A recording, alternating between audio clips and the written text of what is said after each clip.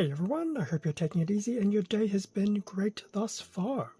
For this video we'll be going back through our little time-lapse review and unboxing series for the C0 rollout collection from the Blokees Wheels Transformers line, at least its first release.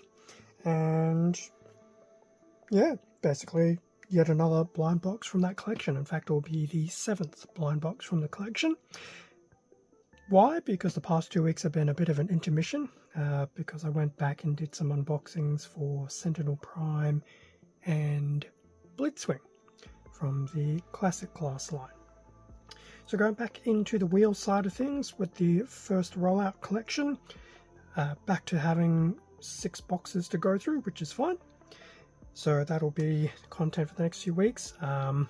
If there's another intermission, it'll probably be at the very end of the series. And then after that I need to decide what will be the next collection going forward. Anyway, it's been a while since we've seen one of these boxes, so that's one of the faces of the blind box, so sporting Optimus there, and then another face here with Rodimus on the front, and then there's a few faces that are just basically your product information, things like that. And we do have that one particular face that gives you the full inclusions of the collection and their ratios by which they occur. So far of ignoring the top line, so of the bottom last 3, Megatron done, Swerve done, Swindle done, Prowl done, Rodimus done, and Hound done. So there's still a Prime, Mirage, Dragstrip, Scamper, Runabout, and Gears. And one of these. So it'll either be a Prime variant or a Rodimus variant. So time will tell, or basically the next 6 weeks, as to where we're going. So that's the blind box done. Time to open up the box without spoiling it and see what's usually in the box before we crack it open to find out who it actually is. Okay, the blind box open. So what do we get? We do get the usual bag of all the components for the actual vehicle build. To who it is, hard to say at this point in time, given that I can't see through this. And inside the box still is the little instruction card and the actual little quote-unquote tech specs of who is actually here. So I have not seen the tech specs, so I definitely have no idea who is currently in this bag. So if you do a basic tear, okay, there we go. There we go. So just do a nice little loop tear on the bag. I still have no idea who is in here. Box will just put you off the camera side for the time being. And then as for who's in here,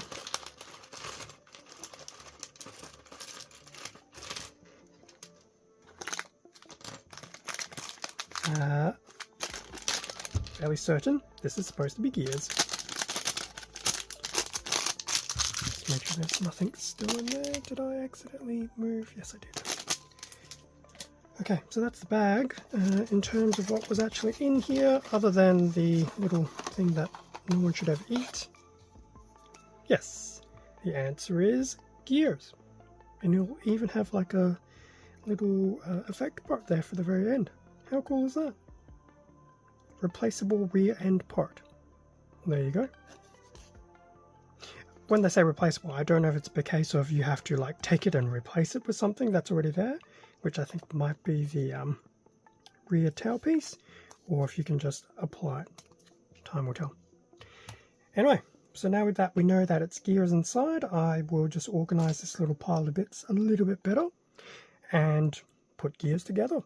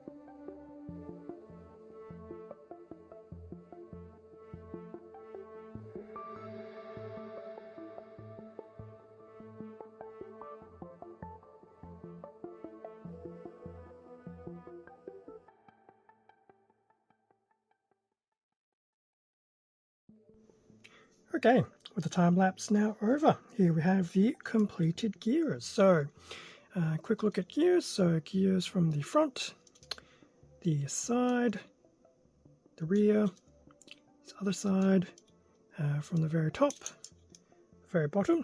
It's always nice to see that detailing there as well. And of course, wouldn't be a video without banging the camera. And then just another shot of gears from a bit of a front angle. So overall, gears is definitely looking very, very cool. And even though I've done Swerve previously, even though it still shares a lot of the same makeup as Swerve, it's nice that there's still a little bit of variance with gears to make them just a little bit more distinct, which I think is very nice. Now, as for gears himself, so he's very much in his iconic blue and red color scheme here. So we've got pretty much a lot of that blue coming through at the front, the red at the back. There's a little bit of blue coming through in the underbelly there as well, but that's to be expected. In terms of what gears can do, so each of those wheels will be very much fully movable. So you can very much roll backwards and forwards on a level flat surface. And even the spare wheel can pretty much rotate there on the back of the vehicle mode there as well. Well, that's purely cosmetic. There's not really too much more to add about that. The only other gimmick that Gears has is the canopy here at the front can very much open, like so, quite easily. It will pretty much go only that far back before it's pretty much locked into place. And then you can slide it back down like so. Now, given the size of the interior, it can probably handle one of these like little figures that can sit in that section there. Many of these Blokees vehicles have actually got some type of gimmick like that. Obviously, Swerve will have it, Prowl has had it, Rodimus has had it. In a way, I guess the two Hound and Swindle have it. So once I finally get one of those little guys, it will be very cool just to go back and do either shorts or a video to see what the actual figure would look like in the vehicle. So color-wise, we're good. Oh, we also got some of this dark grey here for the back of the canopy as well. So overall, very, very cool for Gears. Very iconic. And I think his vehicle mode is probably more akin to things like IDW Skywave, basically the comics as opposed to G1. Now we know we get this little card here, so one side will have the nice little technical specs for Gears, nice little flat 2D schematics there, the actual completed vehicle and some of those technical specs, and on the back we naturally have those instructions as well, which I guess over time you do get used to, and thankfully enough Gears isn't too complex, everything's pretty straightforward. Now the other thing that we actually get included with Gears that we haven't thus far had is this nice little effect piece. Pretty much goes to the back of Gears. Now you probably saw me trying in the time lapse. It is not a case of this piece going on top of that. It is actually supposed to go over the actual connector clip component here. So this is pretty much the back of Gears normally without the effect part. Now one thing I have noticed is because of this effect part, it actually does connect in just to the bottom of the plate of the main chassis, so without necessarily having to take the entire bottom part off, because apparently you don't need to. You can just do that, so you can actually see where I've just attached it from that base plate. And what I will try and do is, if this doesn't try, I will try and peel this off. Now what I've noticed previously is that sometimes it's very difficult, like the joints on these things are actually quite sturdy. I wouldn't say they're tight, but they're definitely sturdy. So that is that particular piece removed from the back of Gears. I mean, it's just one of those things that just clip on quite nicely there. In fact, I mean, which is basically the same as that effect part there. It's just a little clip effect there. So that is Gears with pretty much everything taken off. It doesn't really matter which side this little effect goes on, so you just slide that on and just lift Gears back up, and there you go. Gears has a very nice little exhaust effect there happening, and still doesn't actually impede anything on the vehicle mode, so that is actually very cool. It's interesting how both Gears and Swerve have had this interesting little gimmick unique to themselves that the other vehicles don't necessarily have. But in saying that, given these are all universal clips, you can probably use this piece on any other Blokees vehicles. I mean, Rodimus would probably be a good example. So maybe one day I will have to basically go through and do a video or something, just attach this to every single known vehicle just to see what it will look like. So that is Gears with a little effect there. Now, what we usually do is we do a comparison of these against the previous collection. So I guess naturally we should start with Swerve. Now here is Gears and Swerve together, so even though they are basically the same type of vehicle, a lot of the variation here is in the back, with Swerve having that very oversized weapon and Gears going a more traditional vehicular look there. So that's the two of them together. So it's very cool how they're basically the same vehicle mold, but there's enough variation between the two to make them just a little bit more distinct. But obviously you can tell, like, especially from the side, you know, they are pretty much exactly the same. But I will admit, I think I do prefer the color scheme on Gears than I do on Swerve. But in saying that, if I wanted to put this giant weapon on on Gears, I could. So that is Gears and Swerve. So who else do we have? We'll just go through all the Autobots first. So Gears and Rodimus.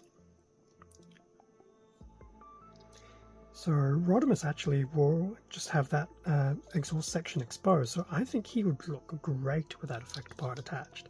So at some point in time I'll definitely have to do that. So that's Gears and Rodimus. Gears and Hound. So it's kind of a bit of a G1 reunion. Granted, the vehicle modes aren't necessarily the same, but Gears and Hound were definitely core characters within the original G1. So that's good to see those two together. Hound being a lot more G1 centric than Gears. But Gears, I wouldn't say is too far off. Another G1 combo, Gears and Prowl.